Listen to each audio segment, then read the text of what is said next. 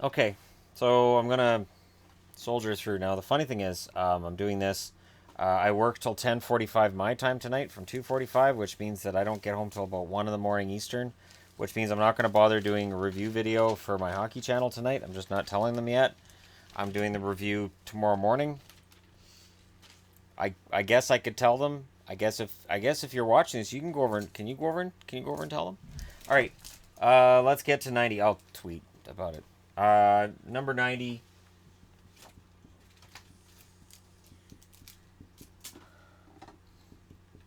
X-Men was dead after X-Men 3, so they decided to reboot it with X-Men First Class, but they didn't call it a reboot. They just went back in time and kind of thing, and eventually the X-Men cast from that would interact with the X-Men cast from present, and they just wreck it. But X-Men First Class was a really well done movie, and it was a lot of fun in the theater, and it was, to me, it felt like how X-Men always should have felt.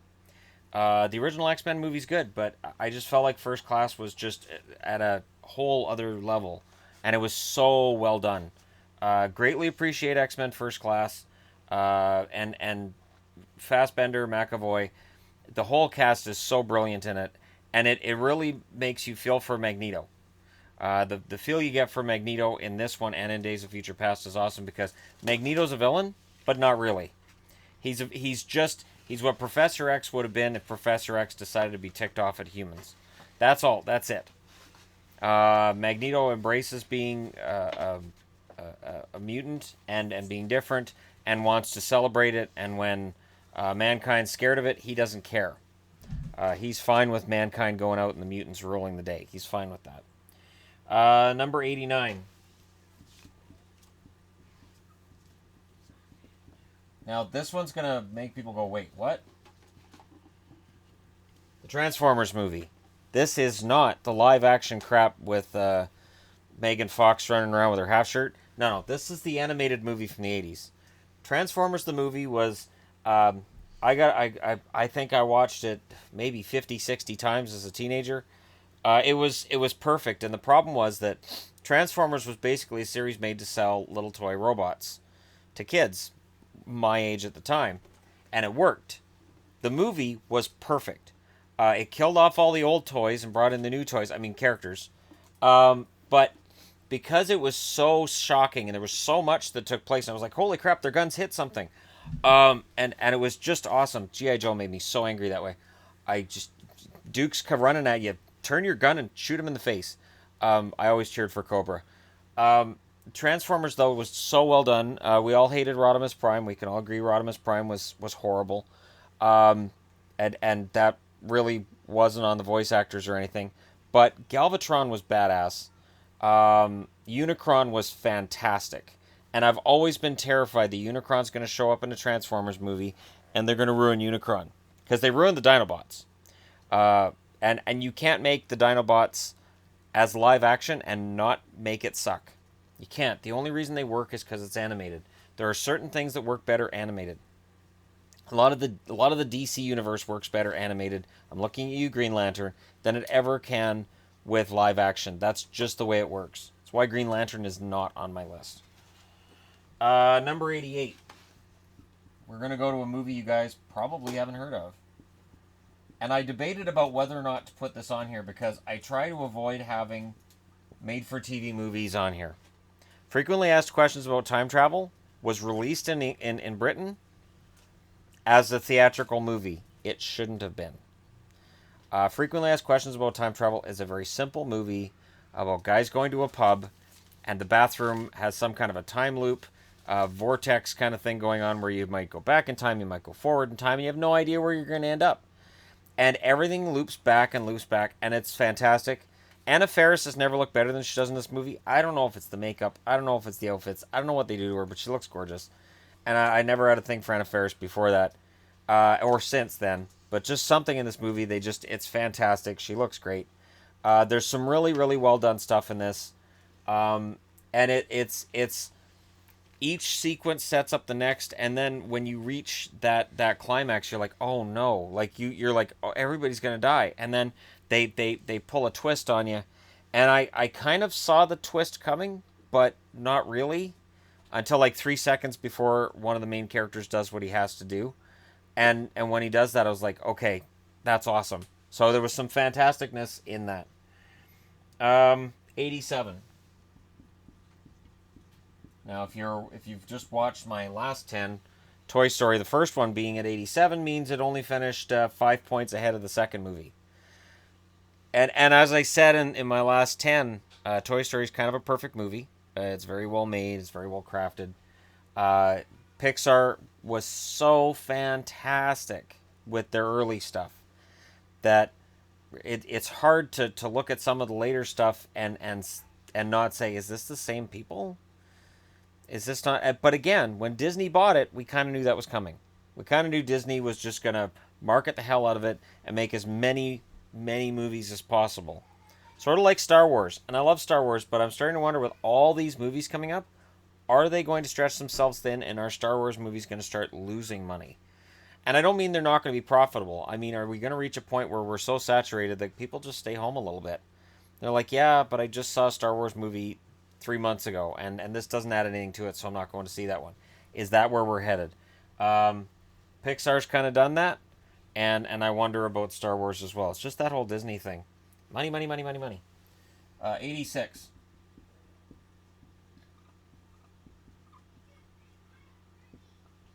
This is Arnold Schwarzenegger at some of his smart-ass best. Running Man. He's Sub-Zero, now Plane Zero. Got a split. I remember whatever. Hey, Christmas tree. Like there are some great lines in this movie. It's silly. The bad part with Running Man is this. So Running Man is based on a Stephen King book. Stephen King wrote it as a Bachman book. He wrote the Bachman books. They're mostly science fiction or dramas because he didn't want it associated with the Stephen King name. Then, of course, we all found out who Bachman was, and we all went out and bought the Stephen King books. I actually really like the book Running Man. It's fantastic. Then the movie came out, and I'm like, wait, what? In the book, he had a month. In the book, he could go anywhere in the United States of America. He had to film himself once every day and send that videotape back to the headquarters. And he was hunted by everybody because I think there was $1 million bounty on him, and anybody, any civilian, could cash in.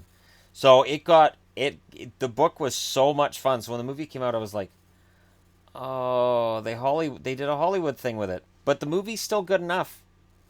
The movie is still good enough that I forgive it for all of its misguided maneuvers in some parts. Um, there's some great little jokes in it. There's some really solid things, and it hasn't aged too badly. I mean, it's 80s looking to the future, so of course there's a lot more spandex than we necessarily want to see, and some really awkward looking outfits for the future.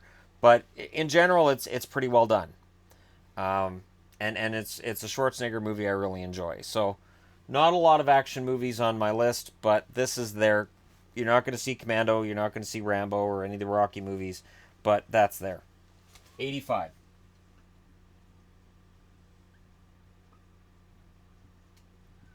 So as a kid, there were a few movies that I watched, and I said, why didn't I write that?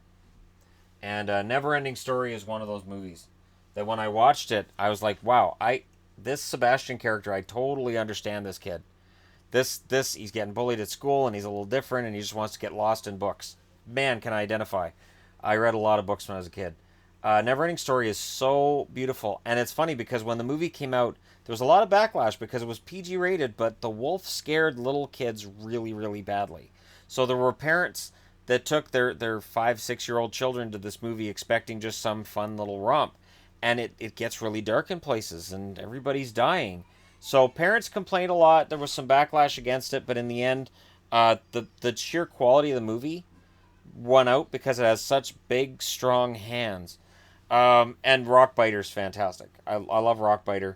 I wasn't a big fan of the guy with the racing snail or the guy on the bike, but you know what? It's fun anyways. Atreyu is awesome, and there's so many things in Neverending Story that make it worth watching, make it age well. I can't imagine that I'm talking to a group that hasn't seen Neverending Story. People my age will have watched it. Most of you who are younger will have watched it as kids. Just fantastic. It's worthy of all of the accolades I can give it. Number 84. And this is proof that I have a heart. Elf. Will Ferrell in this movie is wonderful because he's not Will Ferrell. And Will Ferrell can play an overage kid, oversized kid, really, really well. Um, Zoe Deschanel, always wonderful, always fantastic, and you get to hear her sing in this movie, which makes it even better. She has a fantastic singing voice. Her blonde hair is kind of off-putting. She is so gorgeous as a brunette that when she's a blonde in this movie, you're kind of like, really? But you can kind of put up with it, and you can kind of be okay with it because the movie is so well done. It's so lighthearted. It has so much going for it. There's so many moments in this movie that, for me, as a movie fan, and I'm obviously a movie fan for people who may just see me I'm doing hockey videos. I'm obviously a movie fan. Elf is one of those movies I can watch at Christmas time that I really enjoy. And there's not a lot of Christmas movies I really enjoy. And for me, Elf isn't just a Christmas movie. It's fun. It is a movie set at Christmas. It's a Christmas characters kind of thing, but I don't view it just as a Christmas movie. It is a fun, fun movie. So if you haven't seen it, I don't know what you're doing here. I don't, because you can't. How do you not see Elf? At 83.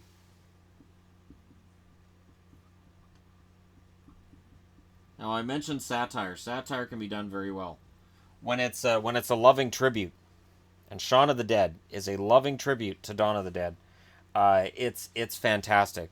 Shaun of the Dead is unflinching in that it has its satire moments, but it doesn't shy away from the horror. The guy getting pulled out the window and being disemboweled while he's pulled out the window, that is one of the most grisly uh, scenes I've ever seen in a zombie movie. And I mean, I've seen Land of the Dead, I've seen Day of the Dead, I've seen them all, and even some of the Italian things that are just messed. Shaun of the Dead, really, that scene just grosses me right out, and it's so well done that I can't watch it. Like if I'm watching the movie when he's standing in front of the window arguing, and I know they're gonna pull him out and pull him to pieces, I just go find something to do for 30 seconds, and I come back after he's been torn out the window, and his girlfriend's just got the leg. It's disturbing, and yet it is so funny. And Simon Pegg is brilliant, and this movie is just it has such a great storyline from start to finish. It is really well put together to the point where you go, "This is a horror movie," and it's comedy too. But there's enough horror that for me, Shaun of the Dead qualifies as a horror movie more than a comedy because it does have a lot of violence. It doesn't shy away from it. Yeah, it's really funny at the start when he doesn't realize the zombie apocalypse is going on, and he's walking through the town and there's zombies, and he's just, "Hey, what's up?" And he's putting his change down on the counter at the store, and there's blood everywhere, and he's still grabbing his pop, and I don't see anybody around. I'll throw my change down. He goes back with his pop to his home, and then, the scene with the girl in the backyard. She's drunk. It all of it is great. All of it is great. And then when that moment becomes disturbing, and you realize this is a zombie, it's all fantastic. I really rave about Shaun of the Dead because it really is that good. If a movie's in this range, believe me, I think it's an excellent movie. Anything from here on up, if I have to sit down and watch a movie, I'll sit down and watch these movies. I would say from 90 up, it's none of these movies are ones I'm like, I can't watch that again. 82.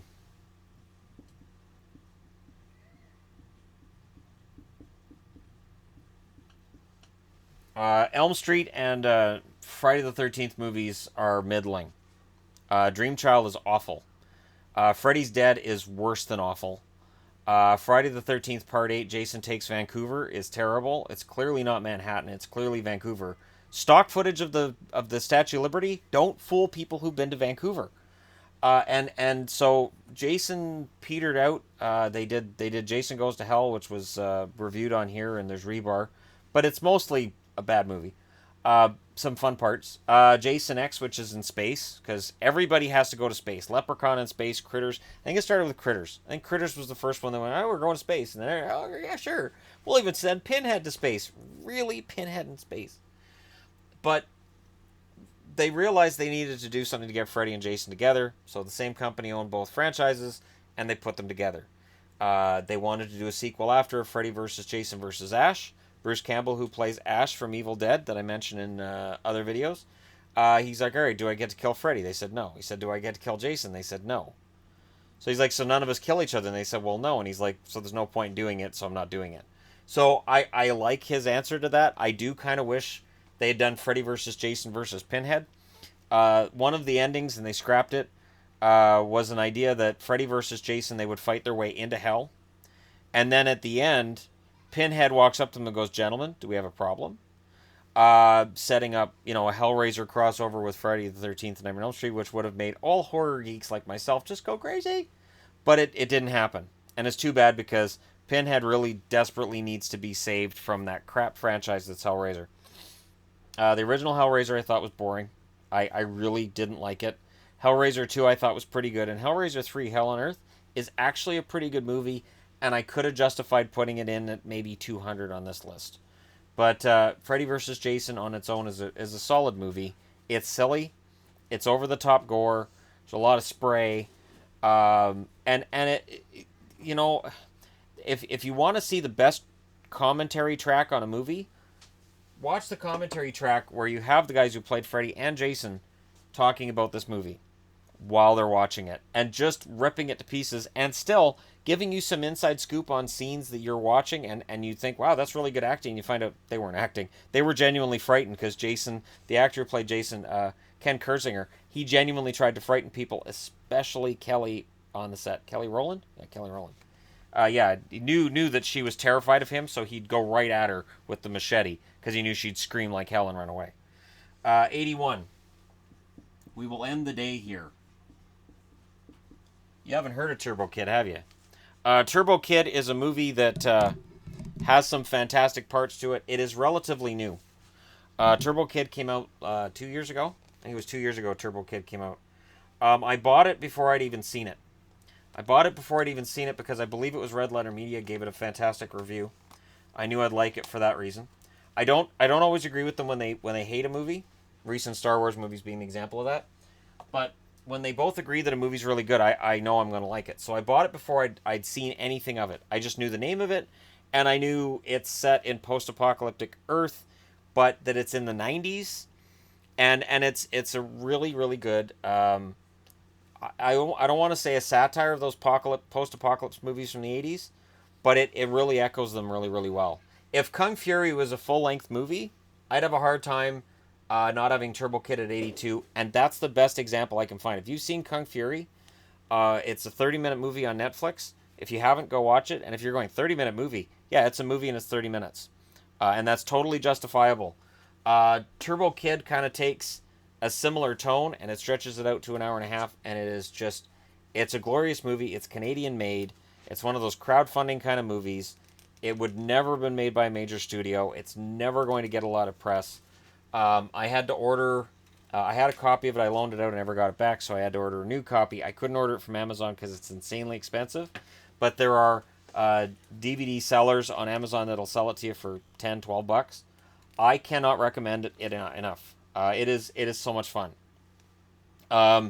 There's a character in the movie who's kind of a robot, and there's the kid who's he's very anti affection of any sort or people being right up in his space. So when he tells the robot girl, "You're kind of in my space," she's like, "Yeah, okay." And it doesn't dawn on her that he probably needs his personal space and doesn't want her in it. It's a really, really funny little movie, and it's very gory. I'm gonna throw out there too. There's some serious gore in parts of it. Michael Ironside plays a bad guy. I never saw that before in every movie from the 80s. So it definitely has a loving tribute to some 80s stuff, and it still takes itself seriously enough that it's not a joke. So there you go, Turbo Kid, 81.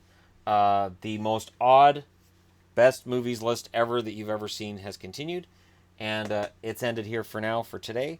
Hit like and subscribe if you're browsing your way through. Thank you so much for watching, and I'll talk to you again soon.